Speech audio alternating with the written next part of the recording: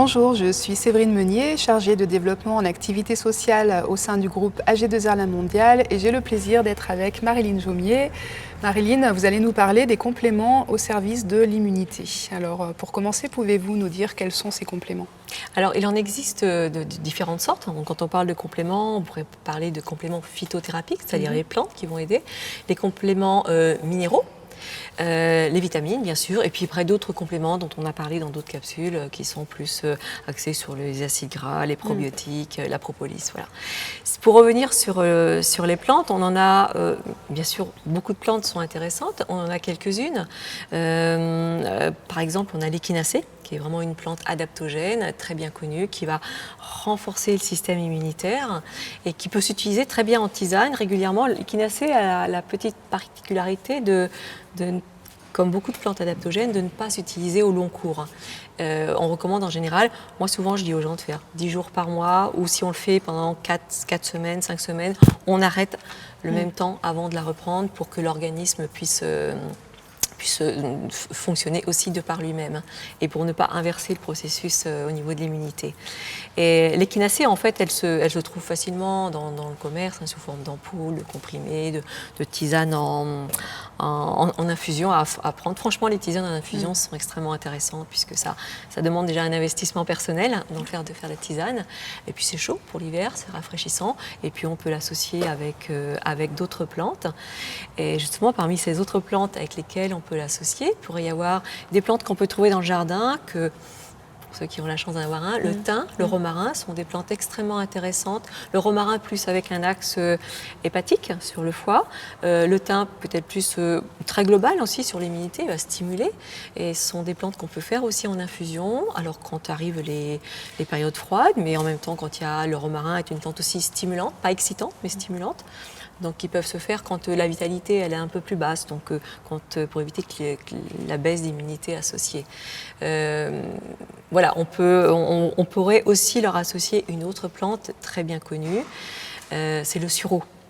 Le sureau, Sambucus nigra, on l'appelle en latin, c'est le sureau noir. C'est cette plante ces petites fleurs en fait qu'on ramasse et qui ont cette particularité d'avoir un effet, ce qu'on appelle diaphorétique, ça fait très savant, mais c'est juste qui permet d'élever la fièvre et donc de lutter contre les pathogènes par la destruction au niveau thermique, tout simplement.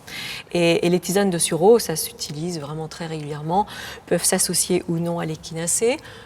Les tisanes de sureau, voilà, en début d'épidémie grippale, en début de rhume ou d'infection ORL qui commence, on peut en faire comme ça pendant une semaine. On se prend à peu près 30 grammes de fleurs dans 1 litre d'eau qu'on fait en infusion, qu'on filtre et on boit ça dans la journée sur une petite semaine et ça va déjà renforcer le terrain immunitaire.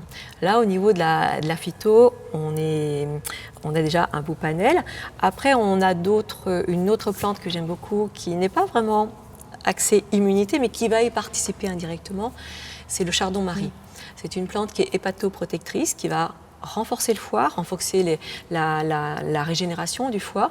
Et quand on sait que quand le foie est en bon état, il peut éliminer correctement les toxines, donc il va favoriser le renforcement aussi de l'organisme.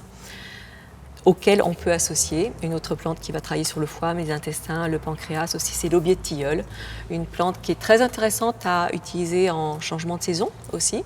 C'est l'écorce, en fait, la deuxième écorce du tilleul qu'on utilise à faire en tisane. En plus, c'est très agréable au goût. Et c'est une plante qui va nettoyer l'organisme et qui va le renforcer. Donc, au niveau phytothérapie, on a déjà ces quelques plantes, il en existe bien sûr beaucoup d'autres qui peuvent être intéressantes à utiliser, à avoir toujours peut-être à faire des réserves au début de l'automne, par exemple, puisque on est sur des plantes qui, en général, les infections orales se manifestent plus souvent à partir de septembre, octobre, novembre, et à les avoir toujours chez soi et pour pouvoir faire rapidement des tisanes et pourquoi pas les agrémenter d'une cuillère de miel. Mais oui. Voilà, tout simplement. Voilà, là c'est la partie phyto. Dans un premier temps. Après, il y a d'autres nutriments, les minéraux plus spécifiques dont on parle beaucoup quand on parle d'immunité. On parle de zinc, on parle de magnésium et on parle de sélénium. Ce sont le magnésium, le premier, C'est un minéral extrêmement essentiel. On sait qu'il y a une grande partie de la population française, en tout cas, je crois que c'est de l'ordre de 80%, qui est en déficit. Donc on n'en a pas assez, c'est-à-dire que par le biais de l'alimentation, quelquefois ça ne suffit pas, donc il peut être intéressant de supplémenter.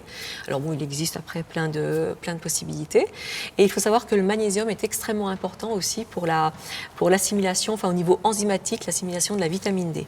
Donc quand on prend de la vitamine D, il est très important de l'associer avec du magnésium.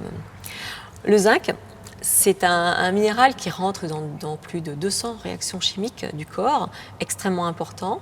On en a vraiment besoin à tout niveau. Dans la réponse immunitaire, il empêche la réplication virale. Et on le trouve normalement facilement aussi dans l'alimentation, dans les huîtres. C'est partie des aliments les plus riches, mais on peut en trouver dans les oléagineux, dans les produits animaux, même dans certaines légumineuses. Si on a une alimentation variée, on peut le trouver de façon très facile. Et le sélénium est un autre c'est plutôt un oligo-élément plutôt qu'un minéral, qui va être aussi très intéressant dans les réponses immunitaires, qui peut se trouver sous différentes formes. En fait, on peut le trouver sous forme d'alimentation dans les noix du Brésil, on sait. On le trouve également ce qui n'est pas tout à fait du goût de tout le monde, dans les foies des animaux. Alors évidemment, pour les végétariens, on va plutôt aller sur les noix du Brésil. 1 ou 2 noix du Brésil peuvent apporter ça. Sinon, on peut le trouver sous forme d'oligo-éléments, sous forme d'ampoules ou de petites capsules homéopathiques en fait, à prendre en régulier, comme ça, quand on sent que le terrain il est un peu plus affaibli. Et après, pour quelques vitamines, évidemment, dans les vitamines, on peut avoir les vitamines A, enfin la vitamine A, toute la famille des vitamines B, vitamine C, vitamine D, vitamine E, qui vont toutes participer en fait à entretenir l'immunité et à la renforcer. Là, on va peut-être s'axer sur la vitamine C et la vitamine D. La vitamine D, je pense que maintenant, elle commence à être bien connue. La vitamine D, on l'appelle le big boss de l'immunité en naturo. C'est-à-dire qu'elle intervient à plein de niveaux pour renforcer l'immunité. Et il est important d'avoir un statut de vitamine D suffisant. Et pour cela, moi, je conseille vraiment aux personnes de faire, fin d'été, début d'automne, de faire un dosage de vitamine D en laboratoire, donc conseillé par le médecin, ou on peut le faire facilement sans ordonnance également, et de vérifier son statut. Est-ce qu'on est correct? Est-ce qu'on est en déficience ou en carence? Et de supplémenter. Dès le début de la déficience, il faut supplémenter. La vitamine D, c'est vraiment quelque chose qui va nous permettre de passer l'hiver tranquillement par rapport, entre autres, à toutes les infections hivernales. Sauf si on a fait effectivement un gros stock de vitamine D par l'exposition solaire pendant l'été, mais on ne fait plus de stock à partir d'octobre. Donc soit on a un statut suffisant, ou sinon il peut être important de supplémenter. La supplémentation peut passer par l'huile de foie de morue, donc pure, pour les plus courageux, ça existe aussi en gélule, mais ça peut aussi passer par des produits qu'on trouve en pharmacie, en boutique bio, en herboristerie, c'est des flacons de vitamine D qui sont soit extraits de la laine de mouton, donc sur un support huileux, toujours sur un support huileux, ou soit pour les végétariens, ou pour les véganes, elle va être extraite du laidon du Groenland. Non, du lichen d'Islande, lichen d'Islande. Le laidon du Groenland, c'est une huile essentielle pour le foie. Et donc il s'agira, en fonction du taux de vitamine D qui aura été donc dosé au niveau biologique, d'adapter en fait le dosage dont on a besoin et au quotidien. Et vraiment, je conseille de prendre la vitamine D au quotidien, pas des ampoules qui partent sur 2-3 mois puisque le dosage est beaucoup plus important. Mais la prise quotidienne, c'est physiologique. Ça répond aux demandes du corps, d'en avoir un petit peu tous les jours. Et là, le corps va savoir le gérer. Et pour la vitamine D, ne pas oublier qu'il est important de la prendre avec un repas où il y a du gras.